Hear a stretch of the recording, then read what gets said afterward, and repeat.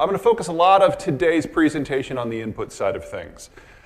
There is no way you can have a healthy hog operation in a modern world without just massive volumes of soy and corn. They are by far the input that matters the most to you, and soy and corn production globally is going to shit. Except here. Here we've got where the corn comes from. Yikes. Ukraine #4 has already fallen off the market. It is never coming back. Here's soy. Brazil is falling off the market and it is never coming back. How do you run a hog operation without soy or corn? Well, the answer is you don't, or at least it's not for export. So either you can access it or you're out of business. Here we are the world's largest producer of both soy and corn. I am not concerned about your input streams. Maybe I'm a little concerned about the pricing structure. I think that's unavoidable. But if you only take one thing away from this presentation, take this. Most of your competition will not be there in 3 years. We're at that point now. Okay, let's start with the war.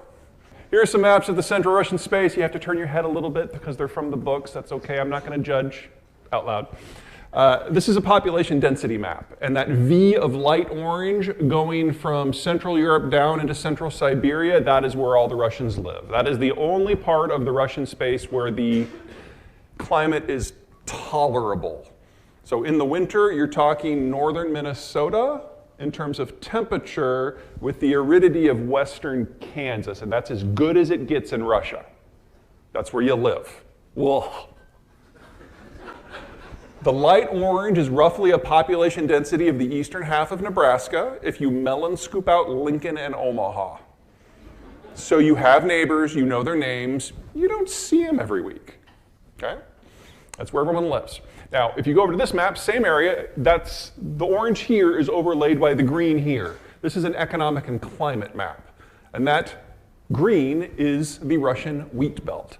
That is home to roughly 95% of their agricultural production because it's the only place that the land doesn't completely suck. If you move to the right, to the blue, you get tundra and taiga, I think northern Canada, with worse food. If you go to the left, you go to the yellow, you're in desert, think Phoenix, without retirees, okay? When Russians look at this, they get really depressed, not because of the bad food or the bad weather, but because of the beige. Because the beige is flat, it's open, but it's dry, and it's either too hot or too cold. You can't really live there, you can't grow anything, there's no population. But if you have a Mongol horde or a panzer division, you can just roll right through that territory and go right into the green. And so the Russians have been invaded 50-odd times in their history because they can't defend it. Their population density is low. They can't do a mobile defense because they can't afford it. They can't even build the roads. Russia still doesn't have a road network. They've got a rail network. Now, the Russian goal since the time of Catherine the Great has been to expand beyond the green and through the beige until they get to these red arcs. These are the zones where you cannot run a Mongol horde. There's mountains, or they're too deserty, or there's water. And then they want to forward position static troops, because they don't have mobile troops, static troops, in the gateway access points between those barriers. There's 9 of them. Under the Soviet period, the Russians controlled all 9 for the first time in their history, most secure they've ever been. Soviet Union collapsed in '92. They went from 9 to 1. And everything that the Russians have done under Putin since has been about getting boots on the ground in the other 8. This is the Georgia War. This is the Kazakh intervention. This is the Nagorno-Karabakh war between Armenia and Azerbaijan. This is the Crimea war a few years ago. Ukraine isn't the end, it's the mid-step. And even worse, it's not that the Russians aren't going to stop until they have all of Ukraine, because Ukraine is not in one of these gateways. It's on the way to 2 of them, though.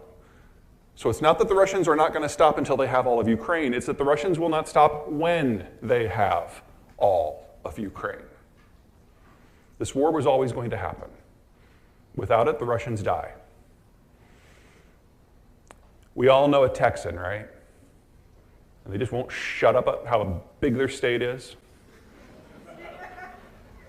Texas is not as big as they think. Russia has borders 3 times the size of ours. They're trying to defend them with half the population and without a road network. This is the only way to make it work. Okay, so let's talk about what's going on right now.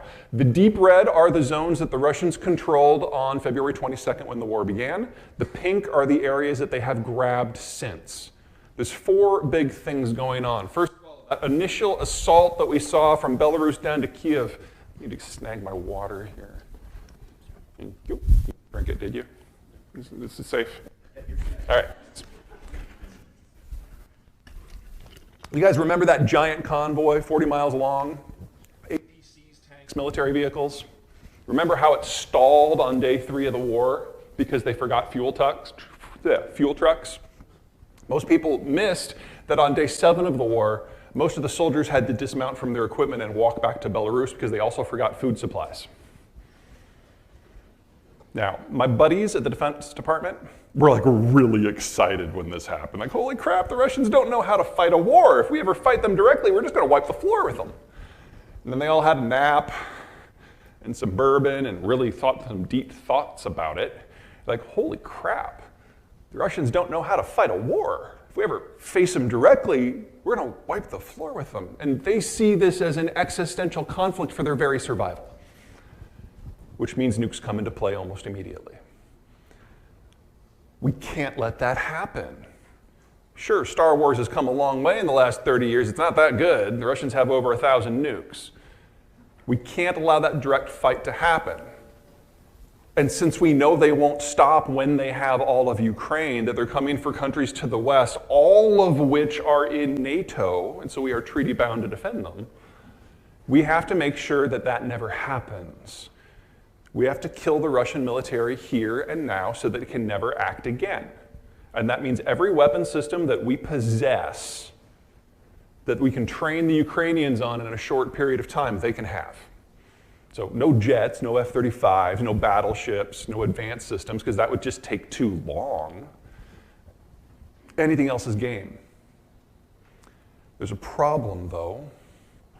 Those systems exist in limited volume because we, for the most part, don't use them ourselves. We don't use Stingers because we have a freaking Air Force.